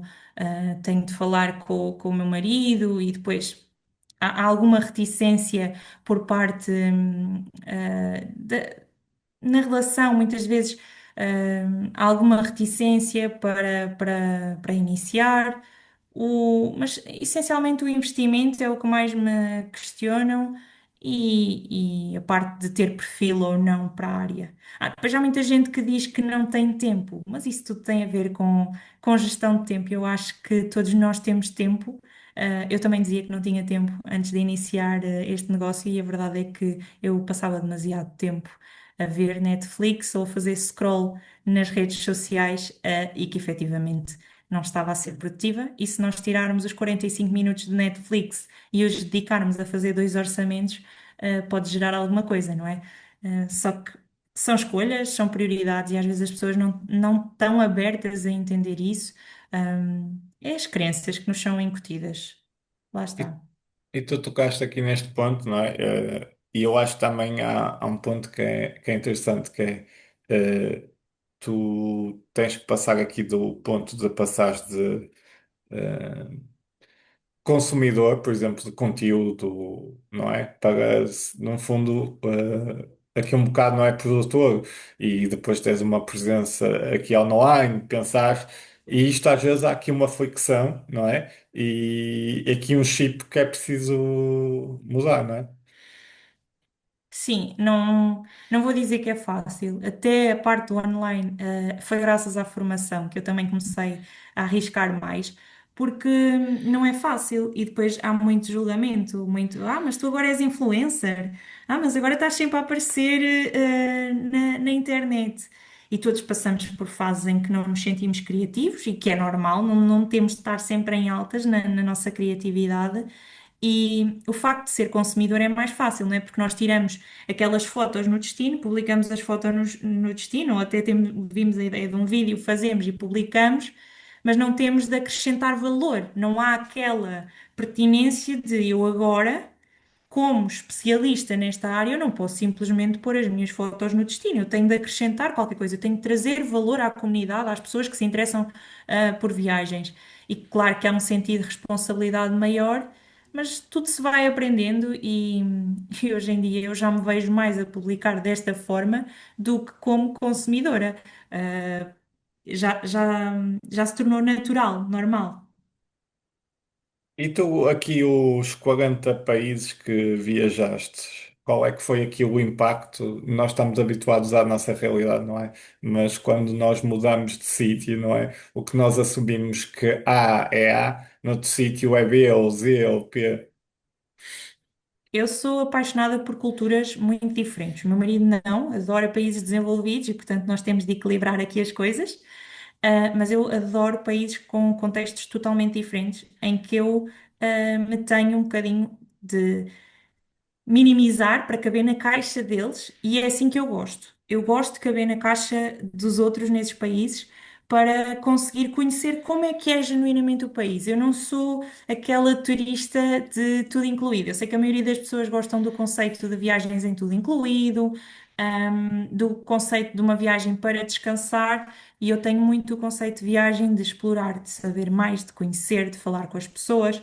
Lá está. O interesse pelas pessoas também está aqui, então eu gosto muito de culturas diferentes. E acho que isso nos desenvolve e abre horizontes de uma maneira que não tem explicação, porque a realidade que nós vimos em alguns países da Europa não tem nada a ver com aquilo que vamos ver em São Tomé e Príncipe, ou no Peru, ou na Indonésia. Não, não tem nada a ver. Nós somos confrontados com questões de saúde pública, com questões de fome, de alimentação, de instalações, não é? Eu estar no Peru ou estar na Colômbia e há apenas uma torneira e tomas banho de água fria. Ok, que está calor, mas nem sequer há duas torneiras, ponto. Só tens uma. Ou vais comer e aquilo que te apresentam para comer é o que há, e até te dizem que é bife de vaca e tu notas claramente que aquilo não é vaca. Ah, mas pronto, é o que tens e é a realidade deles, e isso ajuda-nos imenso depois para a nossa vida ativa, para sermos gratos, porque eu acho que muitas das vezes nós temos tudo e achamos que não temos nada. Sim, nós muitas vezes só sentimos gratos, não é? Ou quando perdemos ou quando estamos em riscos, porque não é? É tanta informação e nós tomamos como garantido tudo que temos. Sim, nós muitas das vezes é aquela história que nós só pedimos a Deus quando vimos o mar mais alto da terra, não é? Quando estamos apertados, vamos, ai, Deus ajuda-me. A verdade acaba por ser essa, e nós só somos gratos quando percebemos que realmente estamos apertados ou estamos com o cerco apertado. Porque se nós todos os dias olhássemos para aquilo que nós temos, não é? Para as condições em que vivemos, porque por muito que a gente se queixe e fale do sistema do nosso país, a realidade é que nós temos uma qualidade de vida que não há em muitos países e que temos condições de alimentação, condições de habitação, condições de saúde, que por muito que já tivessem tido melhores dias, são muito superiores a muitos países. E eu sou uma privilegiada porque mais de 80% das pessoas nunca viajou. Se nós pensarmos nesse ponto de vista, os portugueses viajam bastante. Portanto, o mundo é enorme e há tanta coisa em que nós temos de ser gratos, porque efetivamente, há muita diferença entre países no mundo, não é? Muita diferença, tanto a nível económico, como social, como ambiental. Portanto, é uma grande oportunidade de crescimento, viajar, eu acho. E que culturas é que te fizeram aqui refletir, tu pensaste, tipo, no modo como tu vives e nós vivemos e porque nós às vezes, né, romantizamos os outros sítios ou até integramos hábitos, não é, e conceitos depois na nossa vida. Olha, em termos, de culturas assim que impactaram mais no sentido de ser grata, por exemplo, Camboja, Peru, São Tomé e Príncipe, acho que foram os países que mais tiveram impacto, nesse sentido, no sentido de me aperceber, né? Se pensarmos em São Tomé e Príncipe, tem praias paradisíacas, mas se formos além das praias, e eu tive a oportunidade de conviver com eles, de ir à casa deles, não é de eu aluguei um carro lá, não aluguei através de empresa, na altura aluguei até um particular que queria fazer dinheiro e queria-me alugar o carro, então eu quis ajudar, e depois acabei por visitar e a casa dele e conhecer a realidade deles, e nada tem a ver com os hotéis, não é? Que são bastante humildes em São Tomé, tirando a Roça Sundi e mais um ou outro hotel assim super. São Tomé tem alojamentos bastante simples, digamos assim, mas nada tem a ver com as casas deles, não é? E com a realidade que eles vivem. Só que depois são pessoas completamente alegres. E no Camboja igual. As condições em que eles vivem, mas a alegria que depositam em tudo, a forma de estar das crianças, pá, não tem nada a ver. E acho que em termos emocionais e sociais, acho que foi o que mais me impactou. No Peru também. Foi assim as viagens que mais me impactaram pela diferença. Pronto. Claro que há outros países também na África que impactam, mas estes foram os que mais me impactaram. E mesmo na Ásia também. ahm, o Vietnã também cria aqui algum impacto, não é? Porque muitas das vezes o turista vai aos principais pontos, não é? Se nós formos só a Hanoi ou se formos à Tailândia só ali a Bangkok e a Phuket ou Krabi, nós temos uma realidade do país, que é a zona turística. Mas se nós agarrarmos numa mota ou pagarmos alguém para nos levar para a parte interior e para aquilo que o turista não vai ver, nós temos outra realidade que nada tem a ver com aquilo que que vimos nas redes sociais, não é? Porque na Tailândia não é tudo aquilo que a gente vê nas redes sociais. O influencer e o turista tradicional vai à procura de praia e de templos bonitos, mas não vai à procura de ver uma casa a cair, ou como é que eles comem com as mãos, ou o que é que fizeram, ou se sentaram à mesa ou se sentaram no chão para comer. Pronto, ninguém vai à procura disso nas viagens. Então, em termos sociais, foi a que me impactou mais. Aquilo que me atrai mais nas viagens acaba por ser a natureza. Eu sou a maior fã dos Açores, não é lá fora. Eu acho que a minha viagem favorita é os Açores. E a viagem que mais me impactou nesse sentido foi o deserto de Atacama e o Salar do Uyuni, porque nós estamos com paisagens de outro mundo. É claro que nos temos de sujeitar a dormir em sítios que muitas das vezes as pessoas não dormiriam, e Sim, comer coisas que muitas das vezes as pessoas não comeriam, não é? Eu posso dar aqui um exemplo tão simples como no meio do deserto, nós andamos de 4x4 e quando vamos a uma casa de banho, o autocolismo não funciona, então tem um grande barril com água e dão-nos um bocado daquelas coisas de lavar a roupa dos detergentes cortado para nós tirarmos e metermos a água na sanita, por exemplo. Uma coisa simples, que aqui ter autocolismo é normal para praticamente toda a gente. É um conceito que lá no deserto não existe e há condições que para ver aquelas paisagens eu passei, mas que não me arrependo nada, porque 12 quilómetros quadrados de sal, de um deserto de sal, lindíssimo, um silêncio que não tem explicação, epá, é coisas que eu até sinto que depois dessa viagem as viagens já não mexem da mesma maneira comigo.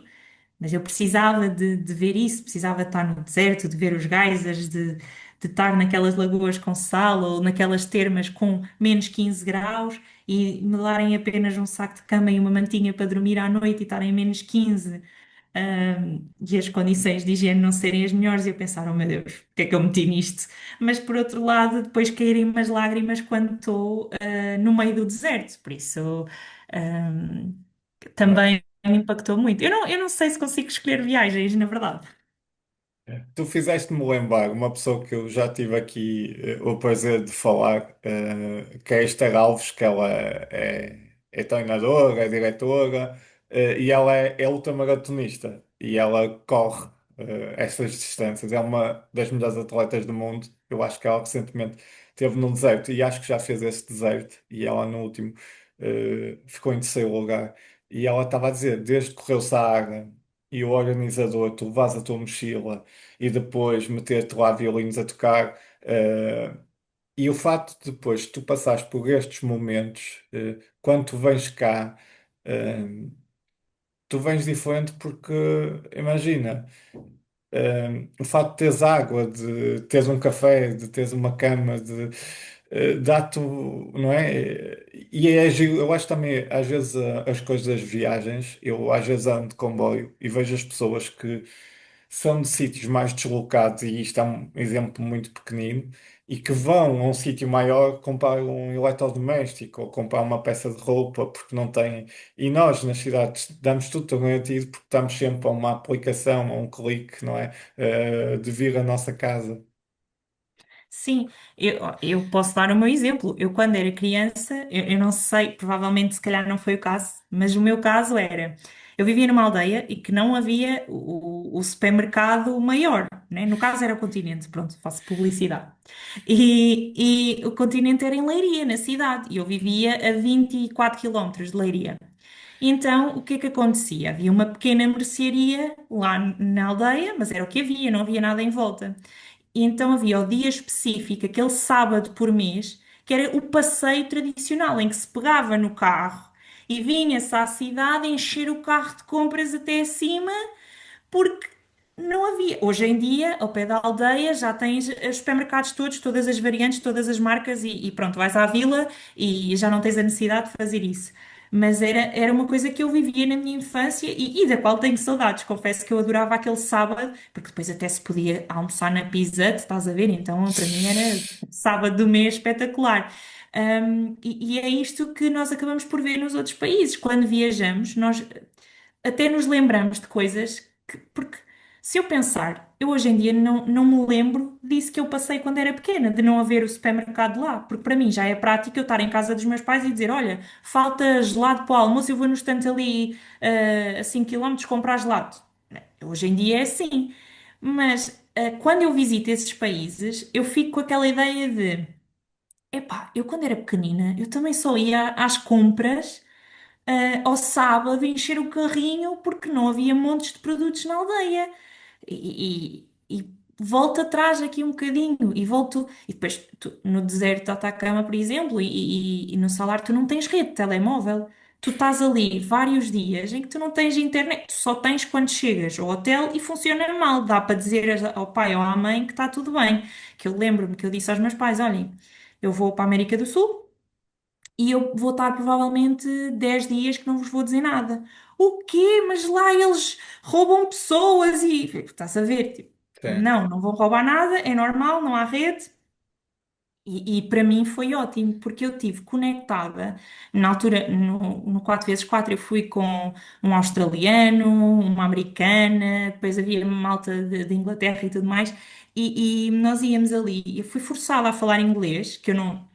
É assim, eu sei, mas tenho muita vergonha e, portanto, habitualmente não falo, só para pedir o essencial, tipo comida, casa de banho e dormida. Eu fui forçada a jogar em inglês, a jogar cartas. Às 2x3 estava a aprender jogos deles e a fazer com eles no meio do deserto, não é? No 4x4. E antes de irmos dormir, estávamos ali em pleno convívio a falar do nosso país, dos países deles, das diferenças, das viagens que eles tinham feito. E uma coisa que quando tu viajas com o telemóvel na mão e com acesso à rede e internet, lá está constantemente, tu estás mais focado no teu telemóvel do que propriamente em confraternizar com as outras pessoas. E por isso, tem muito impacto esse tipo de viagens em que não tens sempre rede, em que não tens as mesmas condições. e é engraçado depois, não é? O impacto, não é? Que isto tem sobre nós e sobre a experiência que nós estamos a ter da vida, não é? Sim, não. Eu acho que se tu pensares naquilo que tu vives cá e se te confrontares com a semana que tiveste de férias, porque no meu caso não é bem férias, não é? Porque às vezes eu faço 25 km por dia, 30 km por dia a pé, sujeito-me a condições de não dormir, por exemplo, não é? A doença de altitude, que também não é fácil. E se eu pensar naquilo que eu tenho, aqui e naquilo que eu vivi, não tem explicação. Eu se pudesse, eu, eu viajava muito mais. A seu tempo será. Olha, e pegando aqui, conhecendo-te aqui um bocado mais aqui a fundo, não é? Tu me disseste aqui em off que tocas violino, não é? Eh, Queres falar um bocadinho disso e aqui um bocado dos teus hobbies, da leitura, o que é que a Lais gosta de fazer e que valoriza e que realça outros aspectos da tua vida? Olha, eu tive o privilégio dos meus pais me darem a oportunidade de estar num conservatório e aprender violino. Na altura, a título de curiosidade, eu gostava de ter seguido a área de música, só que o tal conceito daquelas psicólogas dos psicotécnicos, né? Dos testes psicotécnicos e dos pais. Ai, a música não dá e tu és muito inteligente. Sim. Depois, se não deres para outra coisa, vais para a música, mas vê lá, Hum. vai para ciências e tecnologias. Pronto, e lá está, fui para a saúde, porque a música não dava e, entretanto, a saúde mostrou aquilo que é. Mas o violino foi um instrumento que eu nem sei porque é que escolhi violino, sou sincera. Na altura, mostraram-me outros instrumentos, eu nem sei, mas confesso que tinha um talento especial para tocar violino e é uma coisa que gosto, que hoje não faço como fazia antes.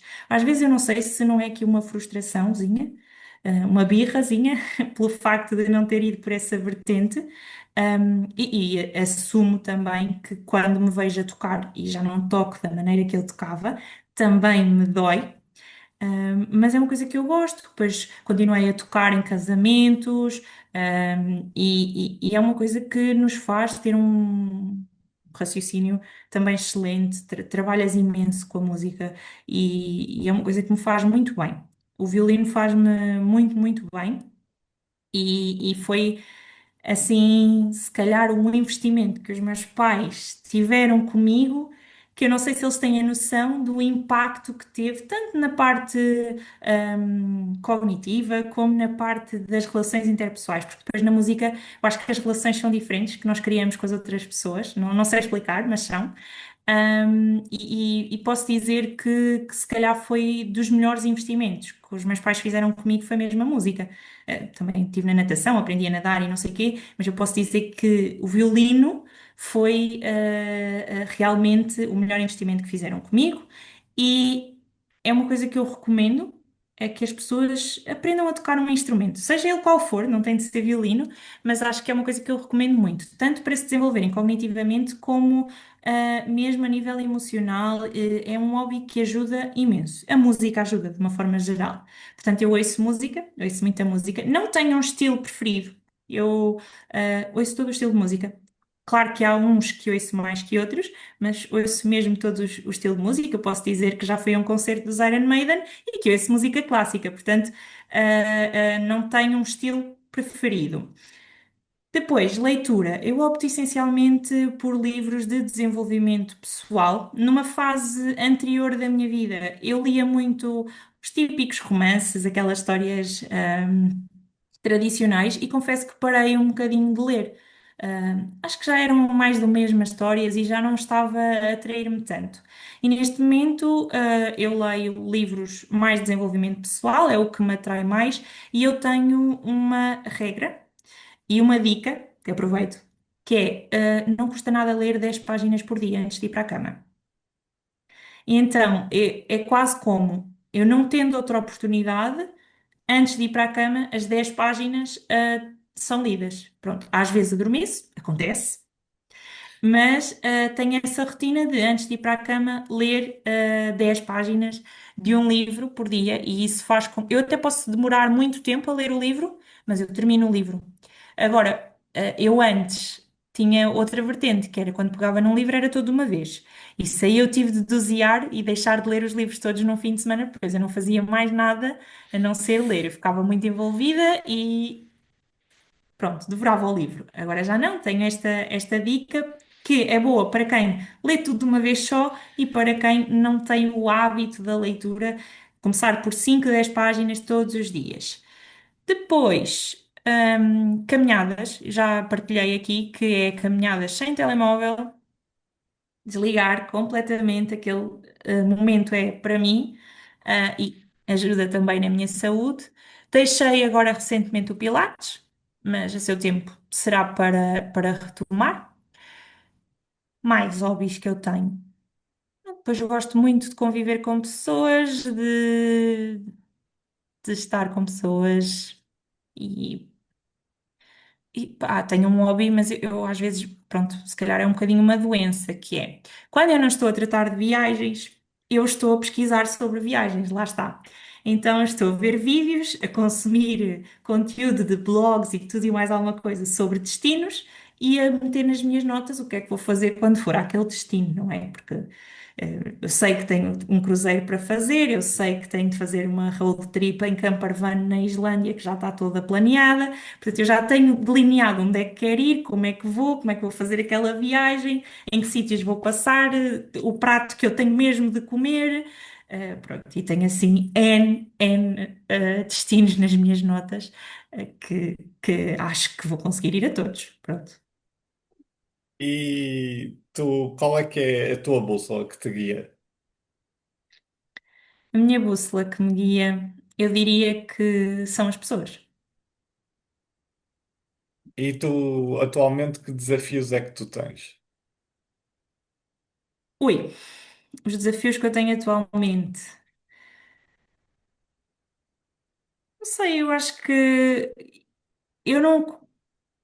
Eu nesta fase da vida eu acho que estou mais positiva e há uns tempos para mim tudo era um problema e eu agora já não vejo como problemas e alternei aqui para o conceito de desafio. E a verdade é que se eu pensar nos desafios que eu tenho, se eu comparar com os desafios que a humanidade tem, não é nada. Porque os desafios que eu tenho diariamente é um carro que avaria ou o frigorífico que deu mais trabalho, mas são, né?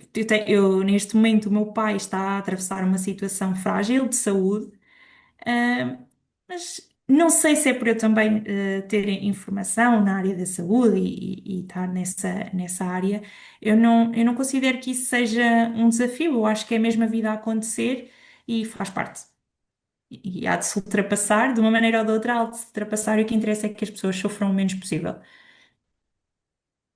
Eh, e que lições e conselhos tu ouviste, alguém te disse, que mudaram a tua vida?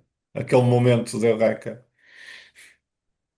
Deixa cair a máscara, deixa-te preocupar com tudo o que os outros dizem. Vive a tua vida, estabelece os teus limites. Portanto, há muitos conselhos que fizeram muita diferença na minha vida e, e cá em casa tenho um marido muito engraçado que é quando acontece qualquer coisa, que eu estou naquela fase de desabar, ele diz-me: Isso é um problema para 5 minutos, uma hora ou uma vida. Eu confesso que isto muitas das vezes me enerva, porque eu Nossa. preciso daquela fúria. Mas se eu pensar, efetivamente ele tem razão, porque a maioria dos problemas não são para uma vida e, portanto, é só lidar, digerir e avançar. Tu recentemente, tiveste algum tópico, algum tema, alguma coisa que tu mudaste de opinião? Por exemplo, no último ano? Eu acho que mudei de opinião em muita coisa. Ahm, não sei se foi mudar de opinião, se foi aprimorar a minha opinião. Agora, aquilo que eu mudei mais foi mesmo a questão do trabalho convencional de, de nós não termos de seguir o caminho que está escrito para a sociedade e construirmos o nosso próprio caminho. Acho que foi isso que eu mudei mais, aquela necessidade de ter Eu, por exemplo, nunca na vida aceitaria trabalhar a recibos verdes porque me causava muita ansiedade. E hoje em dia não, eu tenho de trabalhar naquilo que me traz saúde mental, eu tenho de fazer aquilo que me traz saúde mental e, portanto, acho que o que mudou principalmente foi isso, foi a nível, de saúde mental, de pensar mais em mim nesse sentido e deixar, de seguir o rebanho, digamos assim. Estamos aqui a chegar ao final. Antes da tua mensagem final, há alguma coisa que eu não toquei ou que seja importante para tu falares ou tocares algum assunto? Acho que não, acho que de uma forma geral foi uma conversa bastante extensa e estive aqui à vontade a partilhar aquilo que eu sou e que é a minha vida, portanto acho que abordámos todas as temáticas que havia para abordar. Que mensagem final queres deixar aqui em jeito de despedida às pessoas? Que sejam elas próprias e sejam felizes. Lais, agradecer-te pelo teu tempo, pela tua disponibilidade, e desejar tudo bom aqui nesta tua jornada e que continues aqui neste caminho, nesta jornada de crescimento e partilha. Olha, muito obrigada pelo convite, foi a minha primeira experiência, mas posso dizer que foi muito, muito bom, muito gratificante e espero que tudo corra bem também na tua jornada. E mais uma vez, obrigada. Obrigado.